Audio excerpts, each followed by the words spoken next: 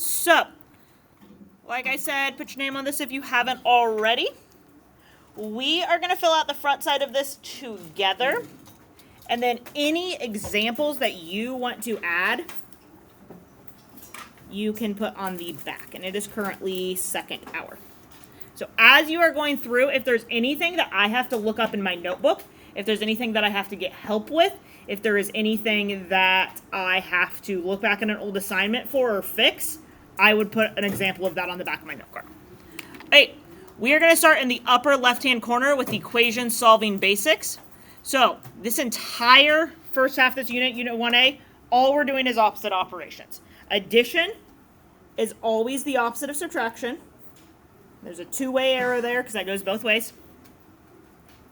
And multiplication is always the opposite of division.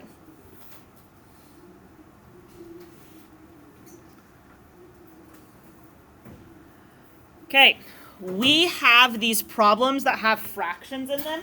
This is probably the one place where people get confused on what operation they're supposed to be doing first.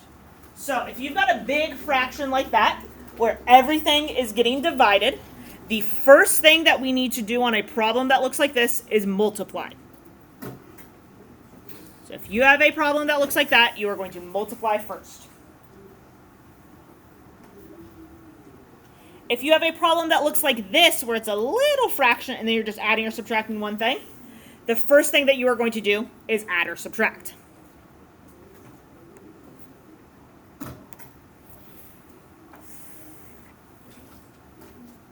Okay, so the basics are always just use addition and subtraction, cancel each other out, multiplication and division, cancel each other out. Moving down from there, so straight down, in equations, if there's any distributing or combining like terms, you gotta do that. So a reminder, when we are distributing, the operation that we are doing is multiplication. So you're doing negative 3 times 2x, which is negative 6x. And then you're doing negative 3 times negative 5. That negative times that negative becomes positive, and then 3 times 5 is 15.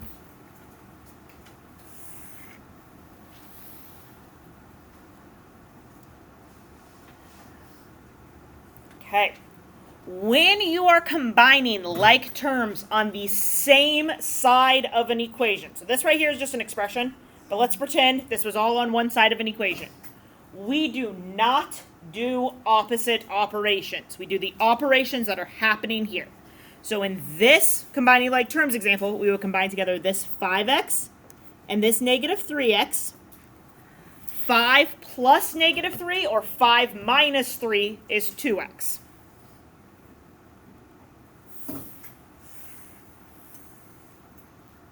Likewise, I would combine together this negative 10 and this positive 13. Negative 10 plus 13 is positive 3. So you only do opposite operations if you are moving something across the equal sign in an effort to either get your x's together or solve for x. Okay, and then there's one note here. If you have to distribute and combine like terms, always distribute first.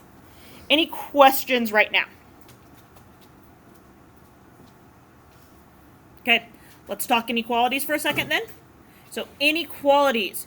When we solve inequalities, we use the same steps as equations, but there is one special thing we have to do. If we multiply or divide by a negative, you must, what do you have to do? Flip the sign.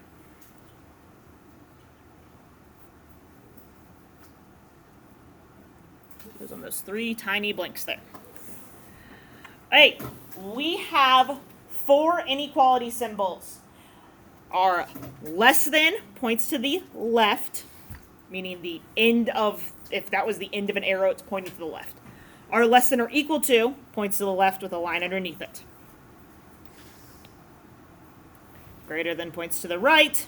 Greater than or equal to points to the right with a line underneath it.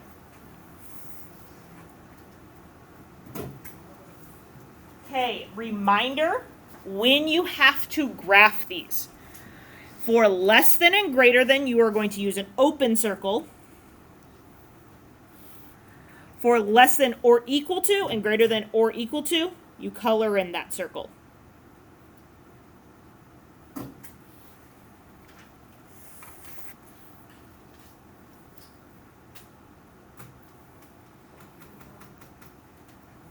Okay. For less than and less than or equal to, your arrows are going to go to the left. Numbers that are less on a number line are to the left.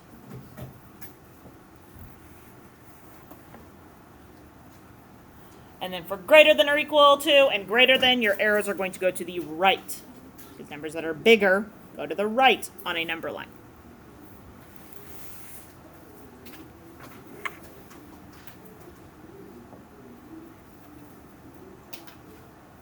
Okay.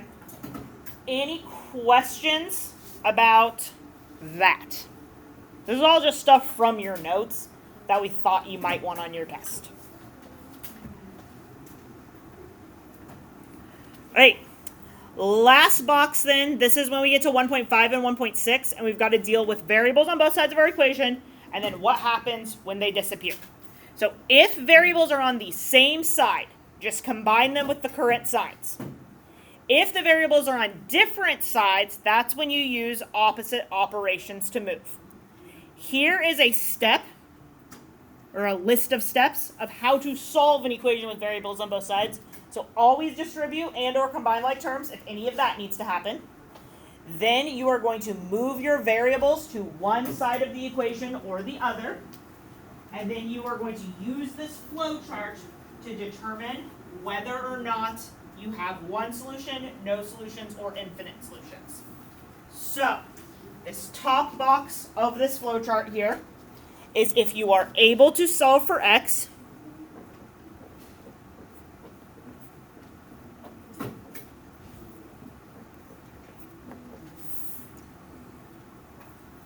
then you are going to solve. You have one solution, and you just show us what that solution is. It's going to be x equals some number.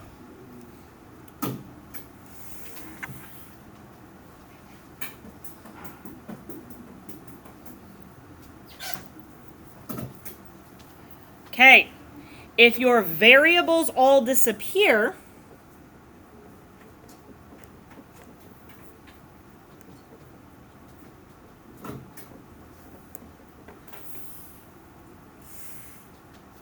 you are then going to be left with a statement that is either true or false.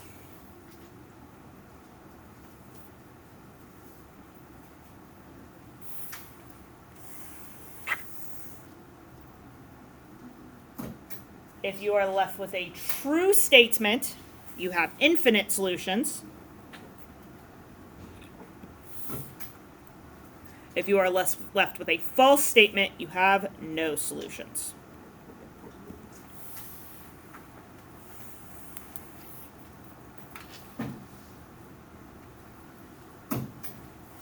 Okay. Any questions right now?